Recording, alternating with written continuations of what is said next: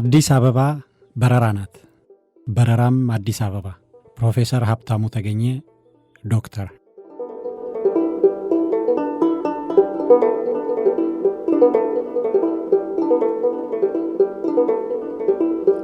ነገን ያራዳ ልጅ እነነ ድንጋይ ኳሱ ምን ጊዜ ተጮሆ ምን ጊዜ ደረሱ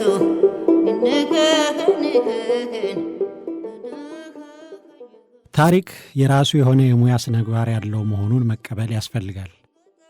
የሚያስከፋም ሆነ የሚያስደስት፣ የሚያስነቅፍም ሆነ የሚያስወድስ በመረጃ የተመሰረተ ታሪክን መቀበል የስልጡንነት ምልክት ነው። ታሪክን መፍራት፣ መካድና ማድበስበስ ኋላቀርነት ነው። ታማኝ መረጃ እስከተገኘ ድረስ ታሪክም ያለምንም ገደብ ይጻፋል። ያስከፋል ወይም ያስነቅፋል ብሎ ታሪክን ሆን ብሎ ማዛባት ጉዳቱ ከባድ ነው። የታሪክ ዕውቀት ያድጋል፣ ይሰፋል፣ ይቀየራል። በኢትዮጵያ ያለምንም ድካም የሚገኝ ሳያውቁ አዋቂ የሚባሉበት ሙያ ቢኖር ታሪክ ነው ማለት ይቻላል። የታሪክ ምሁሩም፣ ጋዜጠኛውም፣ ካድሬውም፣ ዘፋኙም፣ ሐኪሙም፣ የቋንቋ አስተማሪውም፣ መሐንዲሱም ሆነ የሃይማኖት ሰባኪው እኩል የታሪክ ባለሙያዎች ናቸው። ኢትዮጵያ ውስጥ ባለፉት 40 ዓመታት የተከሰቱትና አሁንም እየተከሰቱ ያሉት ግጭቶች የፈጠራ ወሬና የተዛባ የታሪክ ትንታኔ ድምር ውጤቶች ናቸው ማለት ይቻላል። ለምሳሌ ከ1000 ዓመታት በላይ የኢትዮጵያ ግዛት የነበረውና ትናንት ራስ አሉላ ሲያስተዳድሩት የነበረው ባሕረ ነጋሽ የአሁኑ ኤርትራ የኢትዮጵያ ቅኝ ነው ተብሎ ራሱን የቻለ ሀገር ለመሆን የበቃው ታሪክ በመዛባቱ ምክንያት ነው።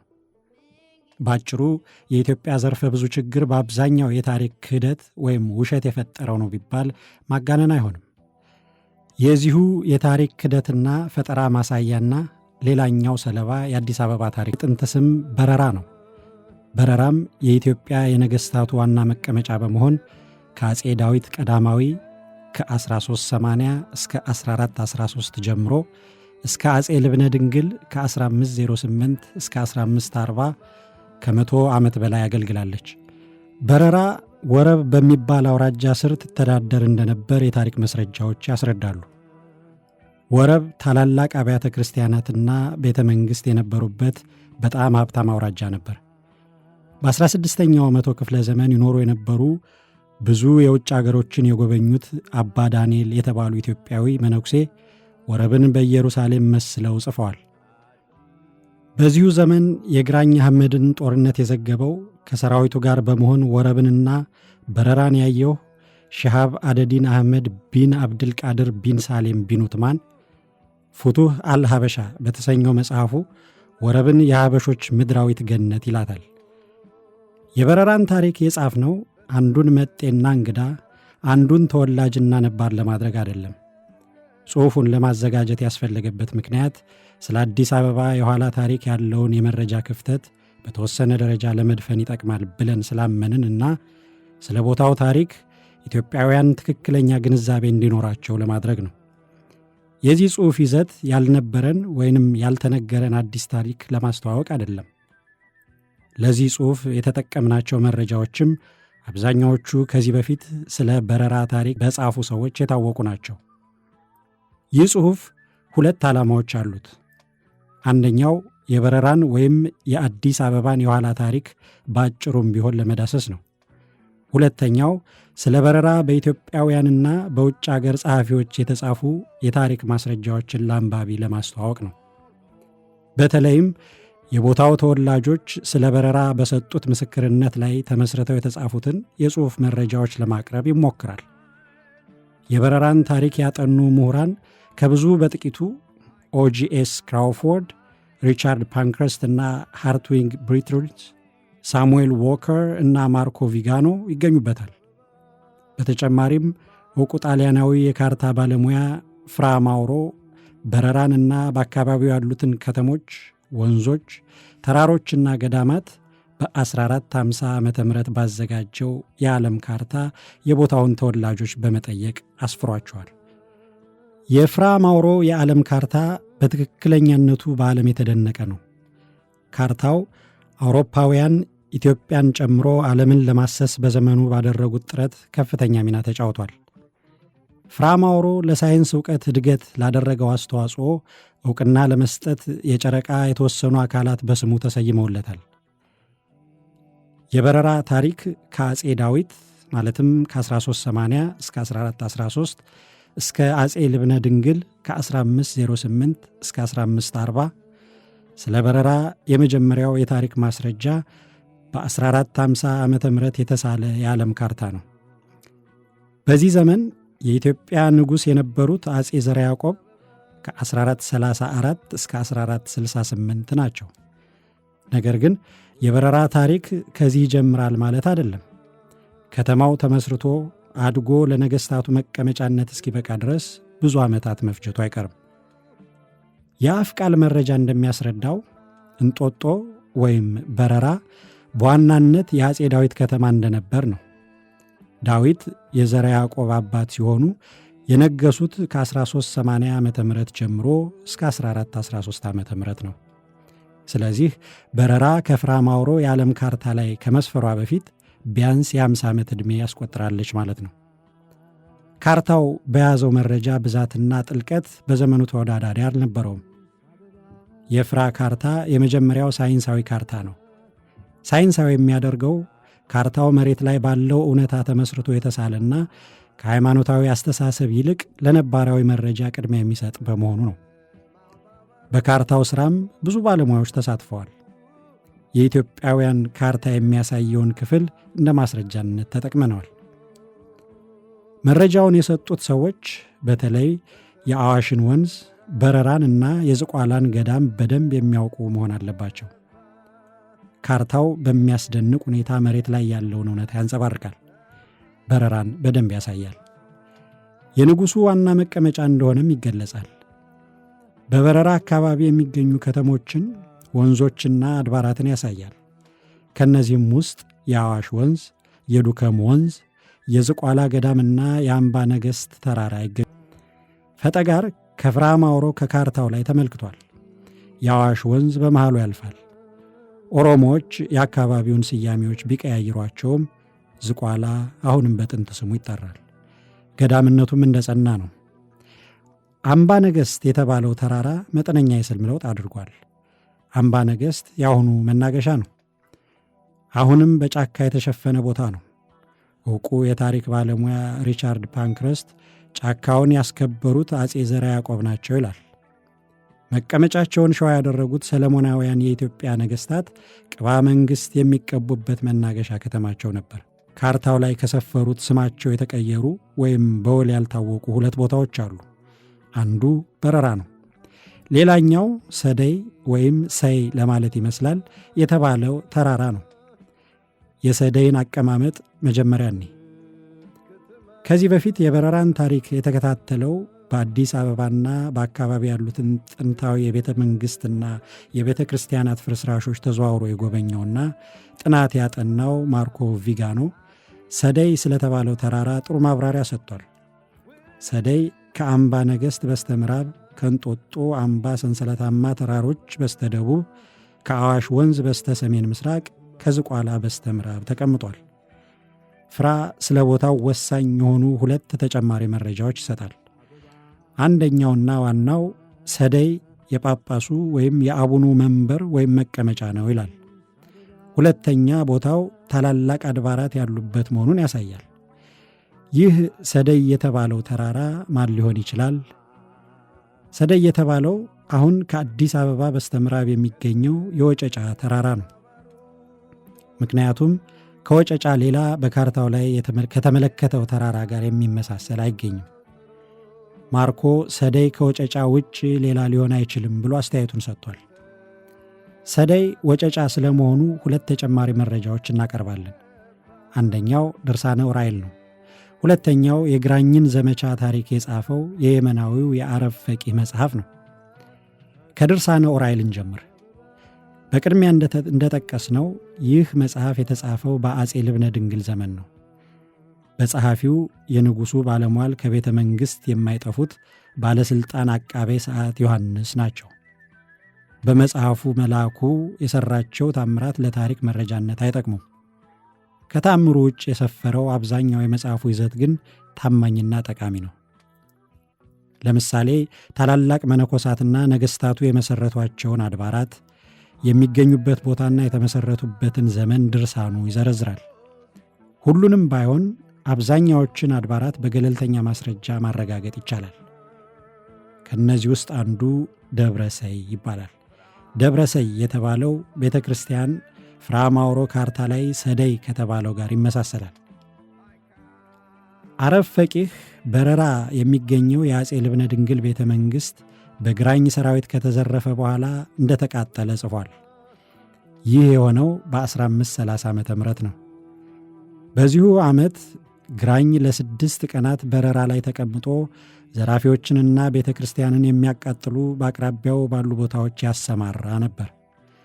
በዚህ መሠረት ጋርድ ጃሽዋ የሚባል የግራኝ ታማኝ ከበረራ በቅርብ ርቀት ወደሚገኝ ቦታ ተልኮ በጣም ብዙ ወርቅና ብር እንዲሁም ከሐር የተሠራ ብዙ አልባሳት ዘርፎ እንደተመለሰ አረብ ፈቂህ በሰፊው ያትታል።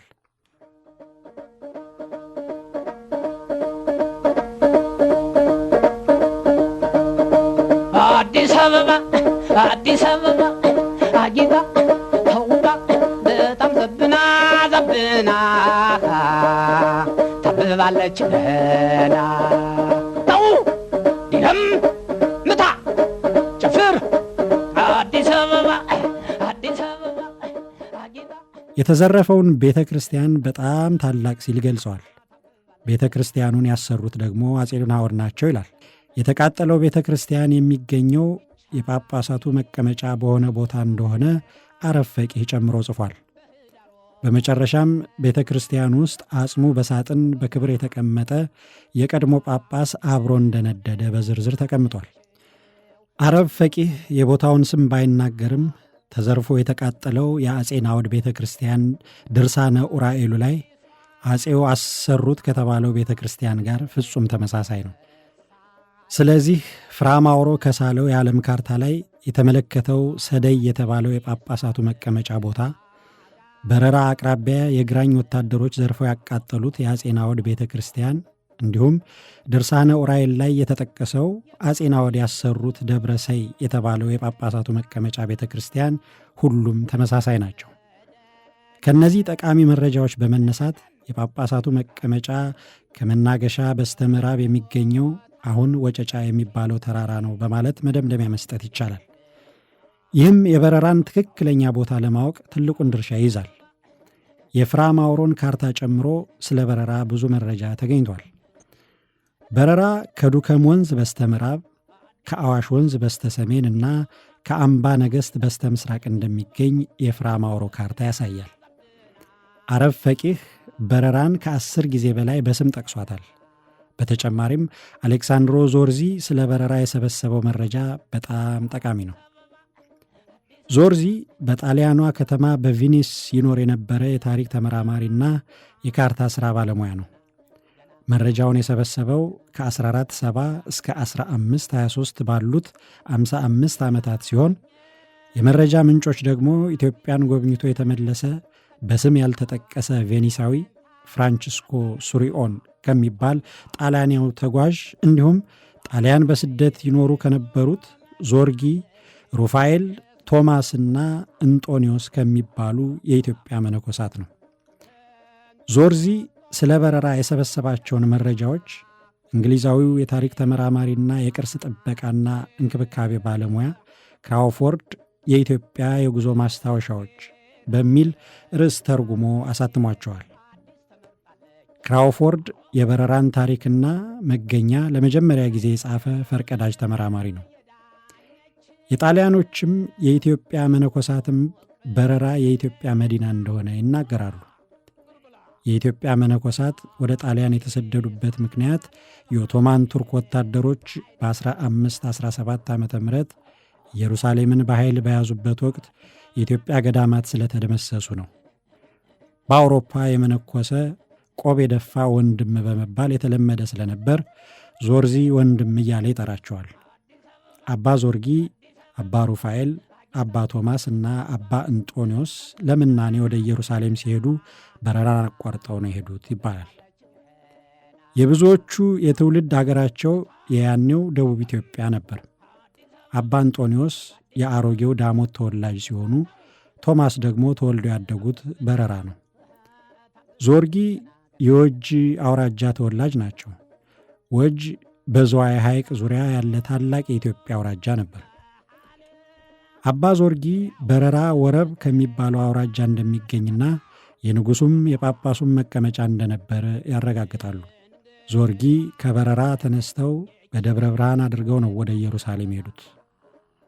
ከሁሉም መነኮሳት ይልቅ አባ ቶማስ የሰጡት መረጃ የበረራን አቀማመጥ ለመረዳት ያስችላል። አባ ቶማስ በረራ በወረብ እንደሚገኝ፣ የነገሥታቱ መቀመጫ እንደሆነ፣ ቤተ መንግሥቱም ከተራራ ላይ እንደሚገኝና በረራን ጨምሮ ወረብ ለኑሮ ተስማሚ ወይን አደጋ የአየር ንብረት እንዳለው ይናገራሉ። ይህ መረጃ በረራን ከእንጦጦ ጋር ያመሳስላል። አባ ቶማስ ጉዞአቸውን የጀመሩት ከወጅ ነው። ከወጅ ተነስተው በረራ ለመድረስ 6 ቀን ፈጀብኝ ይላሉ። በተጨማሪም የአዋሽ ወንዝ ከሚመነጭበት ከጋፋት ተራራ ተነስቶ በረራ ለመድረስ 20 ቀን እንዲሁም ከዳሞት እስከ በረራ 15 ቀን የእግር ጉዞ እንደሚፈጅ ለአሌሳንድሮ ዞርዚ ተናግረዋል። ከላይ የተቀመጠው መረጃ በረራን ከደብረ ብርሃን በስተደቡብ በቅርብ ርቀት እንደምትገኝ ለማወቅ ያስችላል። ቀጥሎ እንደምናየው ተመሳሳይ መረጃ አረብ ፊቅህ መጽሐፍ ላይ ሰፍሯል። ግራኝ በ1529 ዓ ም ከአሁኑ ደብረ ዘይት አካባቢ በሚገኝ ሽምብራ ኩሬ በተባለ ልዩ ቦታ ላይ በተደረገው የአንድ ቀን ጦርነት በቁጥር የሚበልጠውን የአጼ ልብነ ድንግል ሰራዊት አከርካሪውን ለመስበር ችሏል። አረብ ፈቂህ የግራኝን ሰራዊት እግር እየተከታተለ የጦርነቱን ሂደትና በኢትዮጵያ ላይ የደረሰውን ውድመት በዓይኑ የተመለከተውንና ሰዎችን እየጠየቀ ያገኘውን በስፋት ዘግቦታል። የአረብ ፈቂህ መጽሐፍ በታሪክ ባለሙያዎች በጣም ታማኝነት ያለው መጽሐፍ ነው። አንዳንድ ቦታ ላይ የሚያደናግር ነገር ቢጽፍም ስለ ኢትዮጵያ መልክዓ ምድራዊ አቀማመጥ ጠቃሚ መረጃ አስፍሯል። አብዛኛዎችን ቦታዎች፣ ቤተ ክርስቲያኖች፣ የነገሥታቱንና የመኳንንቶችን ስምና ታሪክ እና የመሳሰሉትን ጉዳዮች ምንም ሳያምታታ ጽፎታል። የኢትዮጵያን ከተማ አዲስ አበባ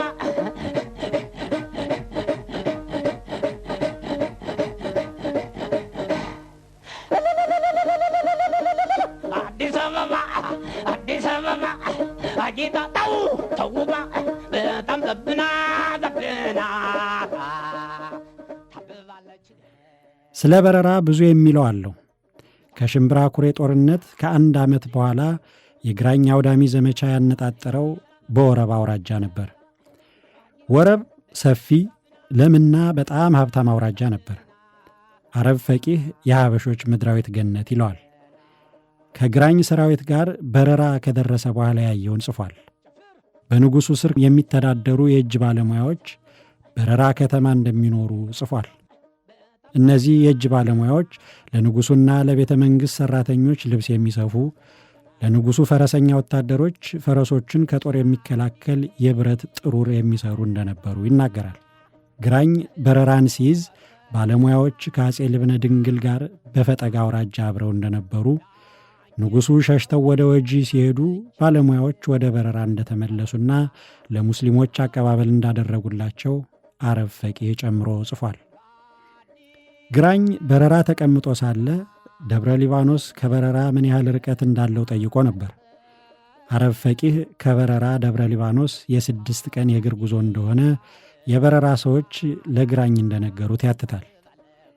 ይህ በረራ ያለበትን ቦታ ለማወቅ ያስቻለ ተጨማሪ ወሳኝ መረጃ ነው።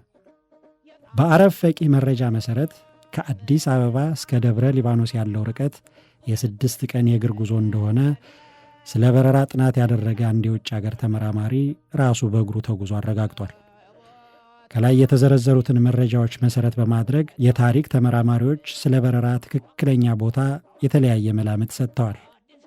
ለምሳሌ ሃርትዊግ ብሬትሪኒዝ እና ክራውፎርድ የበረራ ትክክለኛ መገኛ ዱከም ወንዝ የሚመነጭበት የረር ተራራ አካባቢ ነው ይላሉ።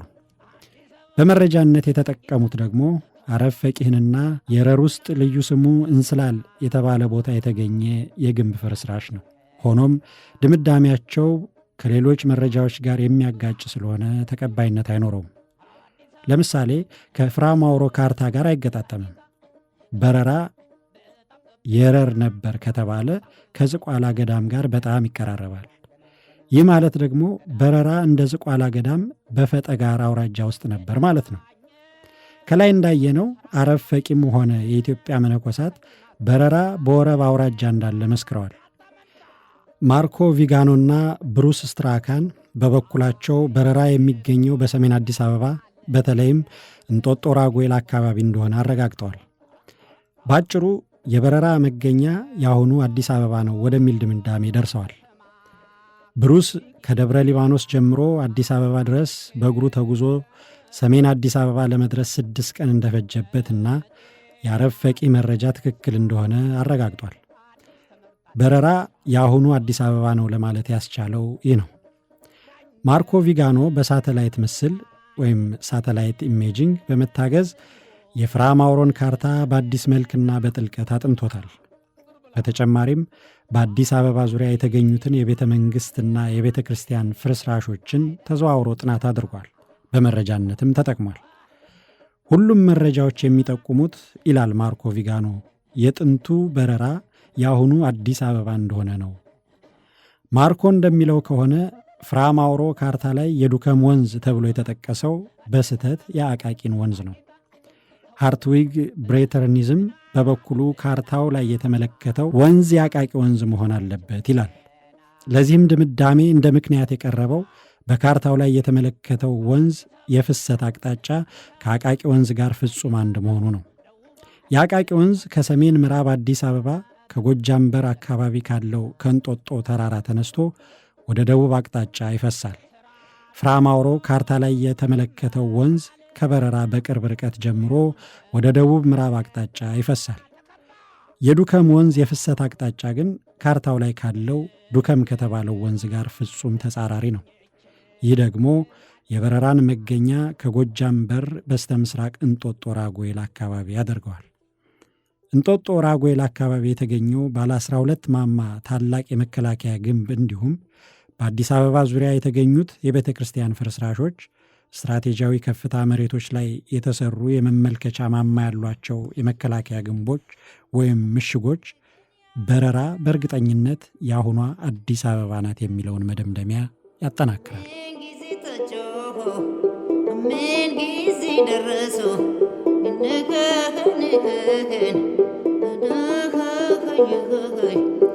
መገን ያራዳ ልጅ ይሽጉጥም የላቸው መገን ያራዳ ልጅ ይጠመንጃም የላቸው በየደረሱበት ብርጭቆ ቦምባቸው